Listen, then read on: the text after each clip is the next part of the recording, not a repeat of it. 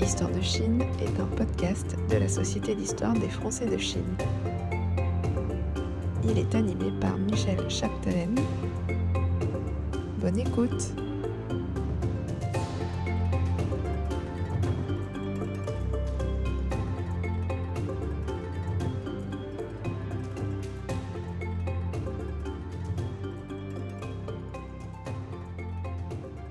Lointaine, isolée à l'extrémité du continent eurasien, longtemps difficile d'accès et par là même mystérieuse, la Chine a longtemps suscité l'intérêt et l'émerveillement des voyageurs du monde entier. C'est au Moyen Âge seulement qu'elle commença à être connue sous le nom de Cathay, grâce à Marco Polo, qui en détailla ses merveilles et ses richesses. Mais d'autres avant lui s'en étaient déjà allés en Chine, et bon nombre de femmes et d'hommes s'y aventurèrent à la suite. Venus d'Europe, de Russie, d'Amérique, du Canada ou même d'Australie, la plupart cherchèrent à la convertir ou à la civiliser, à l'exploiter ou à la conquérir. Mais quelques-uns tentèrent aussi d'explorer ce monde dans toute sa diversité. Aujourd'hui, en compagnie de Muriel Détry, nous plongeons dans l'histoire de ces voyageurs et de leurs quêtes pour dévoiler les mystères de l'Empire du Milieu. Muriel Détry, bienvenue et merci d'être avec nous. Bonjour à tous. Muriel, vous êtes maître de conférences émérite à la Sorbonne Nouvelle, spécialiste des relations littéraires entre l'Occident et l'Extrême-Orient. Vous avez publié une anthologie des voyageurs occidentaux en Chine, du Moyen-Âge à la chute de l'Empire chinois, en collaboration avec Ninette Boothroyd. Muriel, comment les relations politiques entre la Chine et l'Occident ont-elles finalement influencé les voyages en Chine au fil des siècles ? Alors, l'histoire des voyages occidentaux en Chine est rythmée en fait par les périodes d'ouverture et de fermeture de la Chine qui suivent les aléas de la politique. C'est pour des raisons politiques que les premiers voyageurs vont aller jusqu'en Chine. En effet, au XIIIe siècle, la Chine est dominée par les Mongols qui ont fait des incursions jusqu'aux portes de l'Europe, jusqu'à Vienne pratiquement. Et l'Europe chrétienne ressent le besoin de s'informer sur ces peuples méconnus et éventuellement envisage de nouer des alliances avec eux pour lutter contre ses ennemis traditionnels, les musulmans. C'est ainsi que deux expéditions vont avoir lieu jusque dans l'Empire mongol, une envoyée par le pape Innocent V et une autre par le roi de France Louis IX, notre roi Saint-Louis. Cela auprès du Grand Khan. Alors, le premier voyageur est Jean de Plancarpin en 1245, le second, Guillaume de Rubruck en 1253. Et ces premières missions, bien sûr, ne donneront lieu à aucune alliance, mais pendant toute cette période qu'on appelle, où va dominer ce qu'on appelle la Pax Mongolica, la paix mongole, c'est-à-dire du XIIIe siècle jusqu'au milieu du XIVe siècle, on va avoir une circulation de missionnaires, de marchands, dont Marco Polo est resté le plus fameux puisqu'il a laissé un récit de voyage important. Puis ensuite, lorsque les Chinois vont reprendre le pouvoir, c'est en 1368 qu'ils vont fonder la nouvelle dynastie chinoise des Ming, la Chine va se refermer pour se protéger des incursions étrangères. Et c'est plus tard, donc à la faveur des grandes expéditions maritimes qui commencent à la fin du XVe siècle, que les routes de la Chine vont être retrouvées. À ce moment-là, donc, différentes ambassades vont être envoyées en Chine et on va même tenter de pénétrer par la force des armes en Chine. Ce sont les grandes nations européennes que sont à ce moment-là l'Espagne, le Portugal, la Hollande qui font ces incursions en Chine, mais elles ne parviennent pas à pénétrer vraiment dans le pays et il faut attendre en fait le XVIIe siècle pour voir des voyageurs se faire accepter sur le territoire chinois et même être autorisés à y résider, y compris à la cour de Pékin. Ces voyageurs, ce sont les jésuites qui vont se faire accepter parce qu'ils vont se présenter comme des savants dont les connaissances techniques et scientifiques vont être recherchées par les empereurs de la nouvelle dynastie mandchoue qui succède aux Ming en 1644.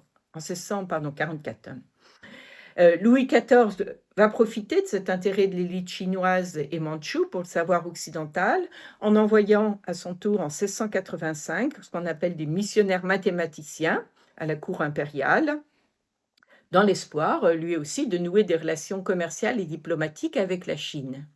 Mais à nouveau, on a une période de fermeture après le règne de Kangxi, les empereurs ultérieurs auront tendance à limiter, voire à interdire la présence des Occidentaux en Chine, et la Chine va se refermer à peu près durant la seconde moitié du XVIIIe siècle.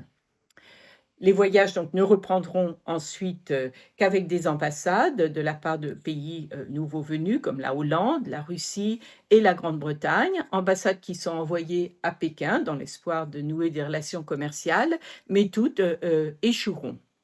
C'est finalement la guerre, celle qu'on appelle la première guerre de l'opium, que l'Angleterre mène contre la Chine en 1839-1840, qui va réouvrir la Chine aux voyageurs, puisqu'elle se conclut par un traité, le traité de Nankin, qui ouvre 5 ports chinois au commerce occidental.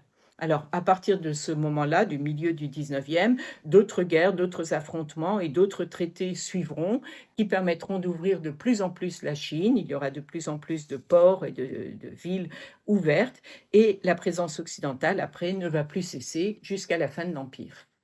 Alors, les motivations des voyageurs qui se rendaient en Chine variaient, on le voit dans votre livre, hein, dans l'ensemble des écrits qui sont présents dans le livre, varient suivant le statut en fait de ces voyageurs. Pouvez-vous, à travers des exemples, évoquer les différents profils de ces voyageurs? Qui étaient-ils? Alors, comme je l'ai dit tout à l'heure, les premiers voyageurs à aller en Chine, ce sont des marchands et des missionnaires, qui des fois d'ailleurs jouaient le rôle d'ambassadeurs non officiels. Puis ils ont été suivis par les ambassadeurs et les militaires, donc à partir de la première guerre de l'opium. Mais dès l'instant où le territoire est ouvert, même si ça se fait que progressivement, avec le premier des traités inégaux, comme les appelle la Chine, la typologie des voyageurs va vraiment se diversifier. Outre les diplomates qui vont devoir ouvrir des consulats, puis des ambassades, donc à partir du milieu du 19e siècle, outre les marchands aussi qui peuvent désormais commercer dans les ports et les villes autorisées, et plus seulement à Canton comme c'était le cas autrefois, outre les missionnaires catholiques qui sont de nouveau tolérés, les jésuites par exemple reviennent, on va voir apparaître de nouveaux types de voyageurs. Alors ce sont d'abord les missionnaires protestants, qui vont être très actifs, très aventureux en Chine. Il y aura aussi des journalistes et des reporters qui couvriront les événements qui se passeront en Chine, mais qui exploreront aussi des portions du territoire encore inconnues.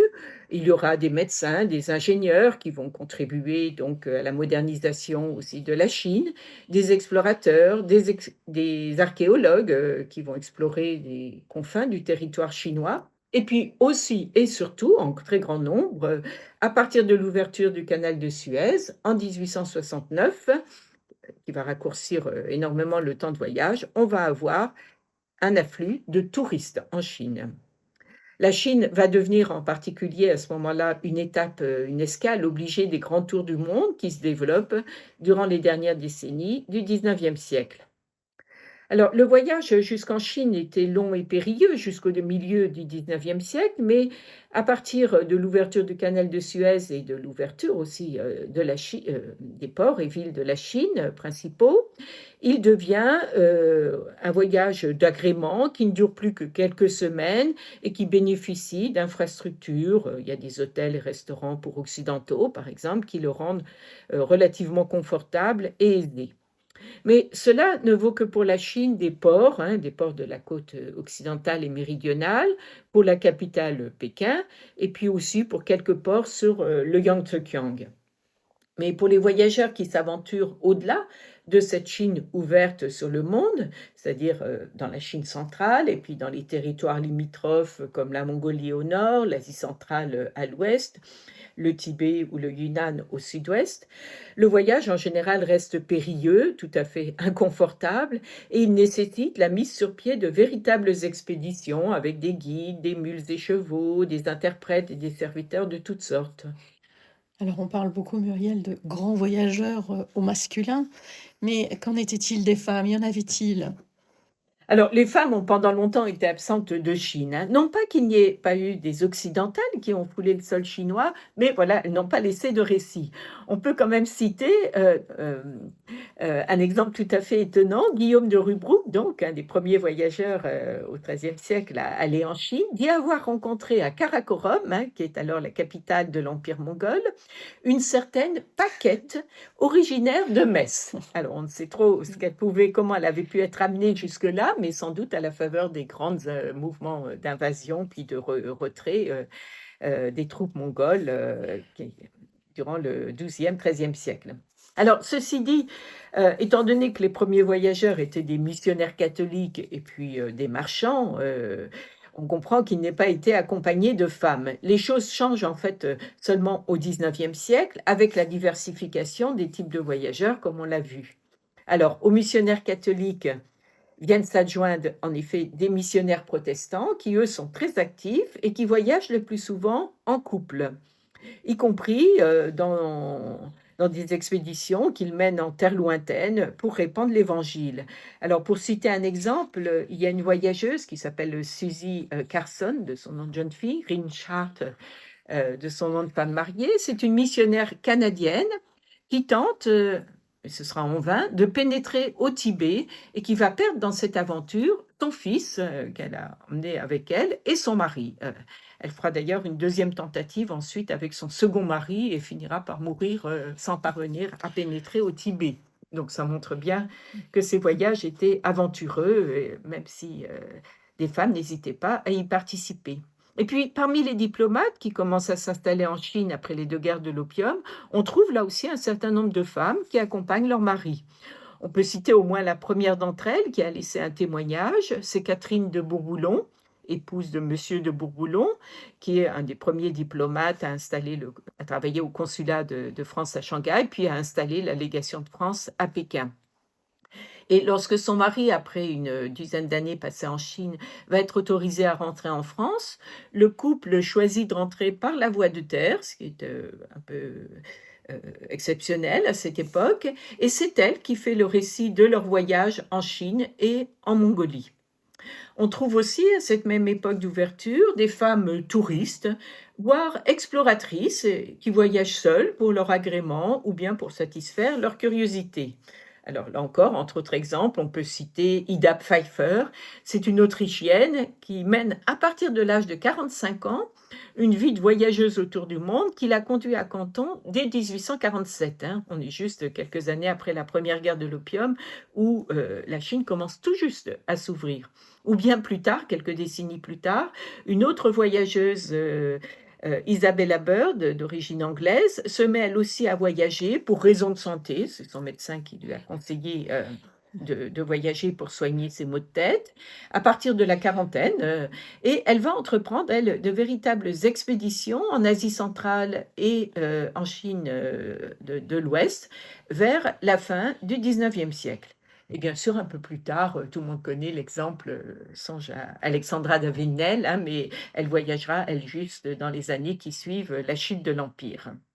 Alors, ces femmes nous apportent des témoignages intéressants parce qu'ils diffèrent sur certains points de ceux des hommes. C'est d'abord dans la mesure où elles ont accès aux espaces domestiques. En effet, les femmes chinoises sont les grandes absentes des récits de voyage écrits par les hommes, puisqu'elles vivent cachées au regard des hommes, si ce n'est des femmes de très basse condition, mais qui ne sont pas qui ne suscitent pas particulièrement d'intérêt. Mais les femmes voyageuses, elles peuvent les côtoyer.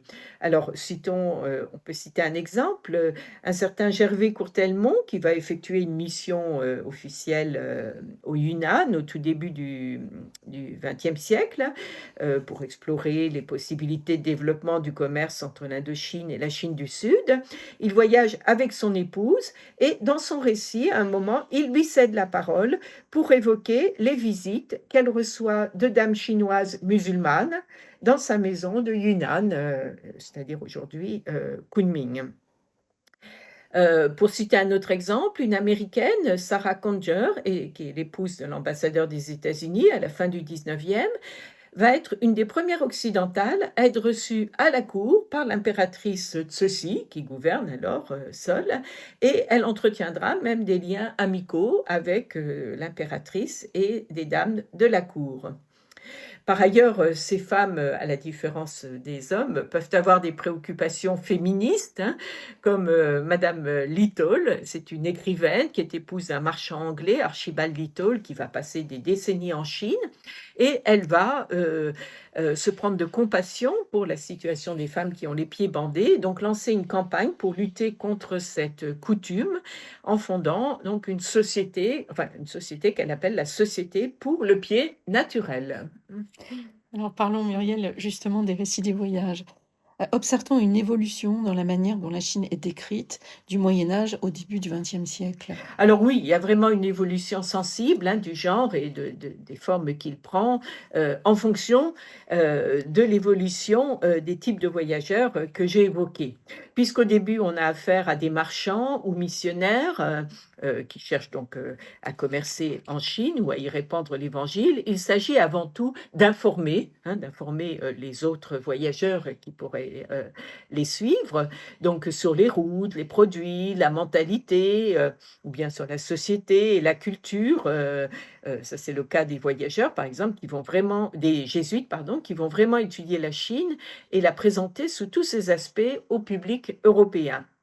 Mais cette fonction informative, bon, elle se retrouve avec les savants, par exemple, qui accompagnent les missions diplomatiques au XIXe siècle, avec les reporters. On peut citer, par exemple, un certain Étienne Monnier, qui voyage à l'intérieur de la Chine pour le journal Le Temps dans la seconde moitié du XIXe siècle, avec les explorateurs aussi de la fin du XIXe, comme Sven Hedin ou bien Paul Pelliot en Asie centrale. Mais à partir du moment où on aura des militaires, des diplomates aussi qui vont aller en Chine, donc à partir du milieu du XIXe siècle, en fait, les récits vont se faire beaucoup plus narratifs que descriptifs. Il s'agira alors de relater des événements souvent sensationnels, comme la prise du palais d'été par les troupes franco-anglaises en 1860, et certains, au cours d'ailleurs de ces événements, vivront des situations particulièrement tragiques qu'ils relateront. Et donc, dans ces récits beaucoup plus narratifs et souvent aventureux, les narrateurs se présentent, parfois peut-être avec une certaine exagération, comme des héros qui vivent des aventures extraordinaires. Alors, c'est le cas, par exemple, de Loti, qui, lui, ne participe pas à la guerre contre les Boxers. Il arrive juste après la fin du siège des légations, qui a lieu en 1900-1901, mais il va occuper, avec les troupes occidentales, la cité interdite et va raconter en se mettant en scène, comment il va découvrir les recoins les plus secrets de cette cité jusqu'alors interdite. Alors, ces deux veines, on va dire informatives et narratives, voire héroïques, peuvent aussi se retrouver chez un même voyageur. Je pense là en particulier au père Huc, qui est un missionnaire lazariste, dont le récit de voyage de la Mongolie jusqu'au Tibet constitue vraiment une mine d'observation sur la Chine, mais aussi un récit d'aventure très haut en couleur, puisqu'il s'agit d'un voyage interdit, qui est fait dans les années 40, 1640, et que le voyageur est finalement expulsé de Lhasa, où il parvient, et conduit à Canton sous escorte militaire. Donc on a vraiment affaire à un véritable récit d'aventure. Mais avec le développement du voyage touristique, là, on va voir une évolution encore du récit de voyage, mais dans un sens plutôt négatif. On voit le récit, on va dire, peut se scléroser. Il devient vraiment répétitif, alors surtout sous la plume des touristes, avec toujours les mêmes scènes qui sont racontées et qui sont chargées de faire sensationnel, faire exotisme. Alors c'est par exemple la description de têtes de condamnés suspendues dans des cages, ou bien la description de ces repas interminables où on mange des mets tous plus abominables les uns que les autres. Et ce n'est vraiment qu'à la fin de la période impériale, avec des écrivains voyageurs comme Paul Claudel, Victor Ségalen, que le récit de voyage en Chine va vraiment acquérir des qualités littéraires et nous offrir un regard à chaque fois singulier. Et comment ces récits ont-ils influencé l'image que l'Occident se faisait de la Chine? Alors, dès le premier récit important, c'est celui de Marco Polo, on voit que le récit, même s'il est bien informé, participe de la construction d'un imaginaire de la Chine. Alors, c'est d'abord un imaginaire de la Chine comme un pays riche, fabuleux, raffiné, d'où proviennent des produits rares et mystérieux comme la soie et la porcelaine, parce qu'on en ignore le secret de fabrication jusqu'à l'époque du XVIIIe siècle. Alors, les lettres édifiantes et curieuses des jésuites, qui eux vont côtoyer en Chine les plus hautes couches de la société chinoise, vont continuer de nourrir cet imaginaire positif en lui ajoutant l'image d'un royaume vraiment hautement civilisé, gouverné par un souverain éclairé, qui est entouré de sages conseillers, hein, les mandarins. Mais à partir de la fin du XVIIIe, quand la Chine se referme, les récits des marchands, qui n'ont souvent accès qu'à une partie très limitée du territoire, hein, c'est essentiellement le port de Canton au sud, et qui n'ont affaire, eux, qu'aux basses couches de la société, ainsi que les récits des ambassadeurs, qui, eux, ne pourront se rendre à Pékin que sous bonne garde. Donc, ces nouveaux récits vont contribuer à la dégradation de cette image, en présentant les mandarins comme corrompus, et le peuple chinois comme misérable, mal éduqué, voleur, voire cruel. Cette image dévalorisée, qui justifie d'une certaine manière les visées impérialistes des nations européennes, va se développer tout au long du XIXe, où les voyageurs ne vont cesser de répéter les mêmes scènes de supplices ou d'enfants abandonnés, les mêmes anecdotes sur l'hypocrisie ou la roublardise des mandarins ou des serviteurs, les mêmes descriptions de villes sales et puantes et de rues ou de routes non entretenues. Il y a cependant quelques exceptions à cette image dévalorisée qui traverse tout le XIXe siècle. Par exemple, un Français, Eugène Simon, qui est un agronome qui deviendra consul à Ningpo, puis à Fuzhou, est vraiment quelqu'un qui va aimer fréquenter le monde paysan chinois dont il fera l'éloge. Ou bien on peut citer aussi Victor Ségalen, alors qui lui n'aime pas spécialement le peuple, la population chinoise, mais qui va énormément admirer la civilisation ancienne, dont il va rechercher les vestiges archéologiques au cours de deux grandes expéditions archéologiques et qui va s'en inspirer dans toute son œuvre littéraire. Alors Muriel, dans l'anthologie que vous avez écrite, enfin, que vous avez publiée, vous avez répertorié plus d'une centaine et sûrement plus écrits de voyageurs. Parmi tous ces récits, y en a-t-il un qui vous a particulièrement touché? Pourriez-vous nous dire pourquoi et si possible nous en lire un bref extrait? Alors, il y a beaucoup de récits savoureux, hein, mais je dirais que c'est peut-être Claudel finalement que j'ai envie de citer parce qu'on ne s'attend pas. Il a été consul hein, en Chine, il y a passé presque une quinzaine d'années et on ne s'attend pas sous sa plume, étant donné qu'on connaît son militantisme catholique en quelque sorte, à ce qu'il ait véritablement aimé la Chine. Et pourtant, c'est ce qu'il a écrit avec un enthousiasme vraiment particulier. Alors, je vais vous lire justement un extrait de ses souvenirs de Chine qui fait part de ce bonheur total qu'il a connu en Chine. Comme j'ai aimé la Chine. Il y a ainsi des pays que l'on accepte, que l'on épouse, que l'on adopte d'un seul coup, comme une femme, comme s'ils avaient été faits pour nous et nous pour eux. Cette Chine à l'état de friture perpétuelle, grouillante, désordonnée, anarchique, avec sa saleté épique, ses mendiants, ses lépreux, toutes ses tripes à l'air, mais aussi avec cet enthousiasme de vie et de mouvement. Je l'ai absorbée d'un seul coup, je m'y suis plongée avec délice, avec émerveillement, avec une approbation intégrale, aucune objection à formuler. Je m'y sentais comme un poisson dans l'eau. Ce qui me semblait particulièrement délicieux, c'était cette spontanéité, cette ébullition sans contrainte, cette activité ingénieuse et naïve, tous ces petits métiers charmants, cette présence universelle de la famille et de la communauté. Et aussi, faut-il le dire, ce sentiment partout de surnaturel, ces temples, ces tombeaux, ces humbles petits sanctuaires sous un arbre où le culte se compose d'une baguette d'encens et d'un morceau de papier. Tout cela m'était comestible. Je me suis sentie, je l'avoue, beaucoup plus à mon aise au milieu des païens qu'avec ceux qu'on nous engage à appeler, je ne sais pourquoi, nos frères spontanés. Oui, la Chine était un pays spontané, aussi intensément et spécifiquement humain qu'une fourmilière peut être fornique. Elle devait tout à une espèce de sagesse vitale et innée, enracinée dans le goût et dans l'instinct. Quelle impression éblouissante j'ai gardée de l'ancien canton, cette ville sublime de bois dorés, aujourd'hui détruite par les révolutionnaires, là comme partout ennemie de tout art et de toute beauté. La Chine, telle qu'elle existait alors, était le pays le plus vraiment et le plus pratiquement libre que j'ai jamais connu, c'est-à-dire libre pour les choses immédiates qui seules, après tout, ont de l'importance. Merci d'avoir écouté notre podcast basé sur le voyage en Chine, anthologie des voyageurs occidentaux du Moyen-Âge à la chute de l'Empire chinois, un recueil dirigé par Muriel Détry et Ninette Bothroyd, publié pour la première fois en 1992 et réédité 30 ans plus tard, toujours aux éditions Robert Laffont dans la collection Bouquins. Pour découvrir plus en détail ce livre passionnant, je vous invite à vous le procurer. Plongez, vagabondez dans ces récits historiques où les explorateurs nous guident à travers les âges et les périodes de la Chine. Bon voyage et à bientôt.